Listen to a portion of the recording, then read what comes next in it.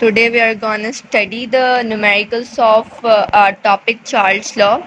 The question is, a 400 cubic centimeter of gas is obtained at 127 degrees centigrade. Find the new volume of the gas at 27 degrees centigrade if the pressure is kept constant. यानी हमें कहना चाह रहे हैं कि हमारे पास एक container है, एक जिसके अंदर हमारे पास गैस के मॉलिक्यूल्स हैं, जिसका वॉल्यूम है हमारे पास 400 क्यूबिक सेंटीमीटर।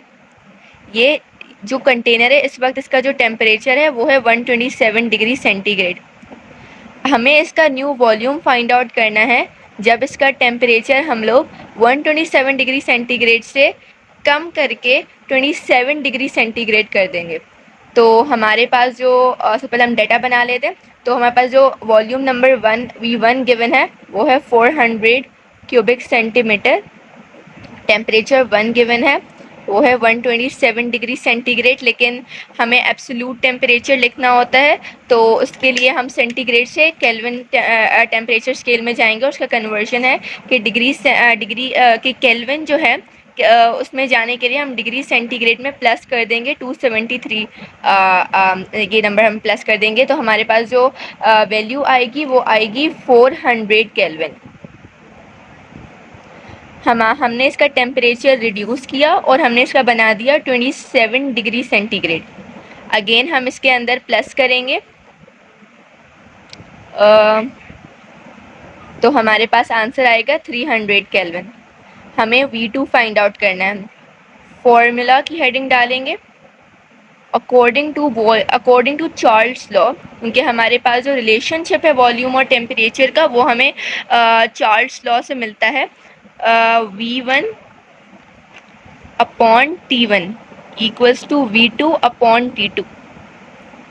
अब हमारी जो ऑब्जर्वेशन होनी चाहिए कि हमारे पास पहले टेम्परेचर ज़्यादा था, बाद में कम हो रहा है। जब टेम्परेचर, क्योंकि हमारे पास वॉल्यूम और टेम्परेचर का डायरेक्ट रिलेशन है अकॉर्डिंग टू चार्ल्स लॉ, तो अगर टेम्परेचर ज़्यादा होगा तो वॉल्यूम ज़्यादा होगा। हम लोगों ने टेम्परेचर कम किया है तो वॉल्यूम की वैल्यू जो है हमारे पास कम ही आएगी। यहाँ पे हम लोग वैल्यूज़ पहले फॉर्मूले को रीअरेंज कर लेते हैं सॉल्यूशन की हेडिंग डाल के। हमें V2 चाहिए तो V2 will be equal to V1 T2 upon T1। V2 is equal to V1 की वैल्यू है हमारे पास 400 क्यूबिक सेंटीमीटर, यूनिट्स आप लोग पुट कर लें। टेम्परेचर T2 जो है हमारे पास है 300 केल्विन। T1 हमारे पास है 400 केल्विन।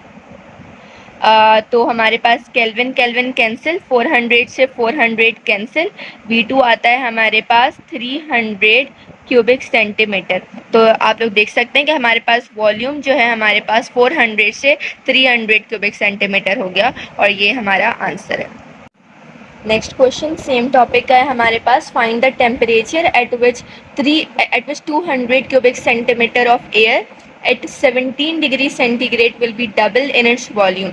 यानी हमें कहना कुछ ये चाह रहे हैं कि डाटा बना लेते हैं हम लोग अपने पास।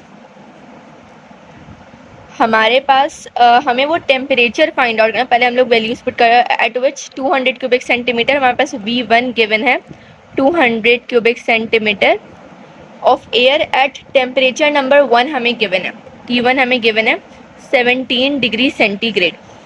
उसके बाद eight which of air eight will be double in its volume. ठीक है, हमारे पास जो V2 है वो हमारे पास ट्वाइस ऑफ V1 होगा। तो हमें वो टेम्परेचर फाइंड आउट करना है जिस पे हमारे पास जो वॉल्यूम है वो डबल हो जाएगा। सबसे पहले हम टेम्परेचर को कन्वर्ट कर देते हैं, इसमें हम प्लस 273 करेंगे तो हमारे पास आएगा आंसर 290 केल्विन। ये हमारे पास वैल्यू है। सबसे पहले हम फॉर्मूला लिखते हैं अकॉर्डिंग टू चार्ल्स लॉ।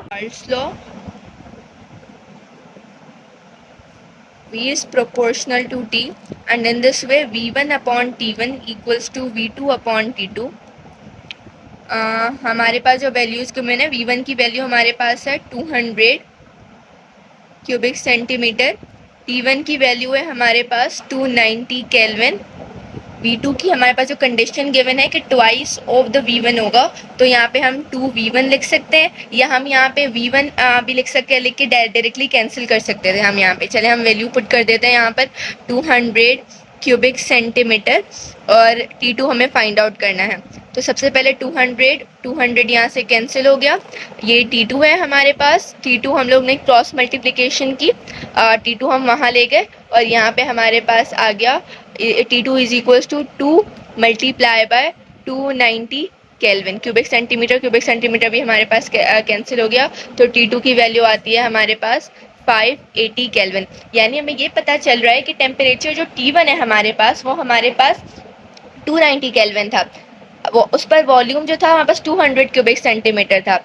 अगर हमें वॉल्यूम को डबल करना है तो हमें टेम्परेचर को भी डबल करना पड़ेगा, क्योंकि हमारे पास जो आंसर आ रहा है वो 580 केल्विन है। यानी हम इससे क्लियरली हमारे पास चार्ल्स लॉ जो है वो प्रूव हो रहा है कि हमारे पास वॉल्यूम और टेम्परेचर डायरेक्टली प्रोपोर्शनल, लेकिन इन दोनों के बीच में जो रिलेशन है, डायरेक्ट रिलेशन, वो लिनियर रिलेशन है। Thank you so much.